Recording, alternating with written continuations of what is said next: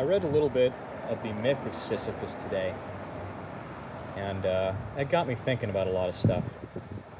It's funny how reading a book, I only read the first 20 pages, by the way, but oftentimes, especially with philosophy, when you read a book, it just feels so dense and hard, just difficult and obtuse and hard to understand.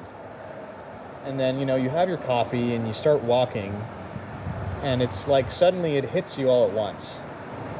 Everything that they were saying kind of comes together. My interpretation of the first 20 or so pages of what Camus was saying about the sort of great contradiction of what I believe he's describing as human thought and the psyche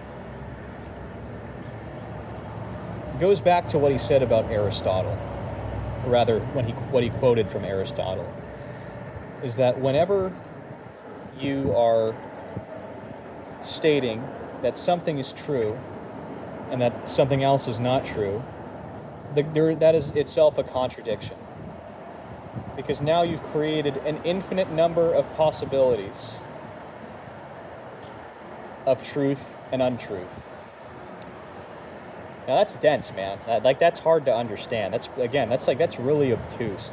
I had to reread that 5 times, and while I had the book open, I didn't get it. It didn't make any sense to me.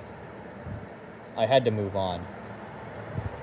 And then when I was walking to my car, it hit me. I started thinking about math. And I said, okay, well, 2 plus 2 equals 4. That's a pretty, that's like one of the first mathematical equations we solve as children. Does 2 plus 2 always equal 4? No, it doesn't actually. 2 plus 2 will always equal the value of 2 plus 2. That's true. And 4 is equal to the value of 2 plus 2. But depending on the surrounding context of the question, 2 plus 2 does not always equal 4. For instance, 2 plus 2 is also equal to the square 16 square, or the square root of 16. That is quite literally a radically different answer. Yet both of these things are true. Well, you say, well, square root of 16 is just 4. Yeah, but they look different, which is the point. The aesthetic does not match. It's literally 3 different symbols instead of 1. 4 does not look the same thing as rad 16.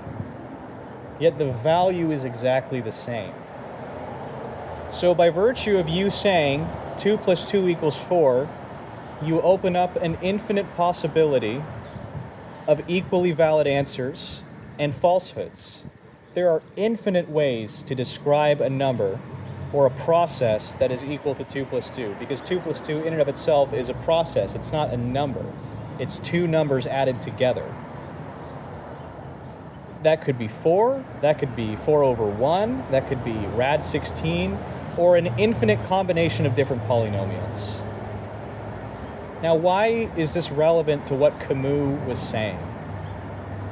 Well, I believe what Camus was trying to say with the Aristotle quote, and by extension what Aristotle was trying to say, was that if you lock yourself into a single perspective of an answer, and you believe that to be the whole truth and the only truth, well, that in and of itself is a contradiction, because there's a million different ways you could say something of equal value.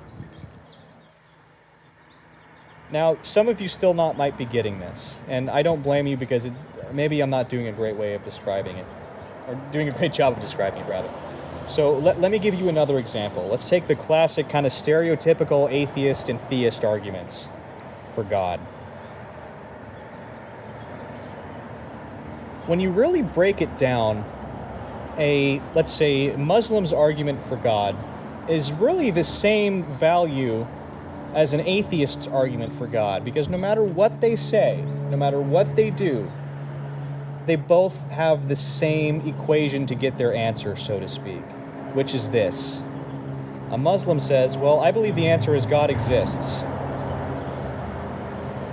Then you ask the Muslim, well, can you show me God? Can you prove to me that God exists? Is there proof Is there a proof of your answer?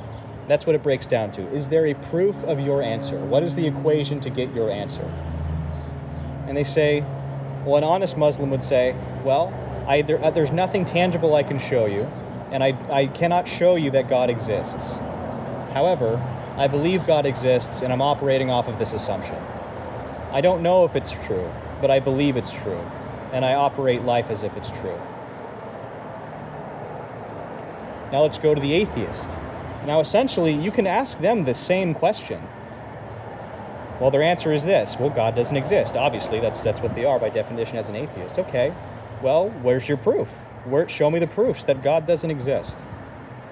And an honest atheist will say, well, I don't know if God doesn't exist, but I believe God doesn't exist, and I operate life as if God doesn't exist. Now, these are two radically different conclusions with the same reasoning.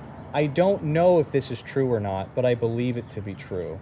If you think of these two answers as, going back to numbers, if you think of these two answers as numbers on a number line, you can think of the Muslim or Christian or Jew or whatever as a positive 4, and the atheist as a negative 4. Well, what's both true about these numbers? Well, what's both true is that they're both 4 spaces away from 0. Now, if the essence of the question was, give me a number that is 4 spaces away from 0 on a number line, and that's the only information I give you, both negative 4 and 4 have to be true. So, just to reiterate, going back to Camus, and with the infinite possibilities, with this question specifically, even when you say, I have no proof of this, yet I believe it to be true, you can get 2 radically different answers, and they are both valid, obviously until some greater context is revealed to us. But the way that the question is asked is incredibly important. Context matters. But we as humans don't always like context. We like to put things in boxes, and we like to assume that everything goes in the same box. Mainly because it's incredibly convenient and it's easy for us to conceptualize things that way. But it also hinders us in many, many ways. For instance, an ignorant atheist and an ignorant Christian. Let's look at the same argument. An ignorant Christian does not have faith. They're ignorant. They think that they know God exists. Whereas an ignorant atheist, it's the same thing. They think that they know God doesn't exist. They think that they know. There's no admittance of, well, I have nothing to show you. It's, no, well, I know this because X, Y, and Z. But X, Y, and Z aren't relevant. X, Y, and Z doesn't prove God exists. X, Y, and Z doesn't prove God doesn't exist. Infinite answers.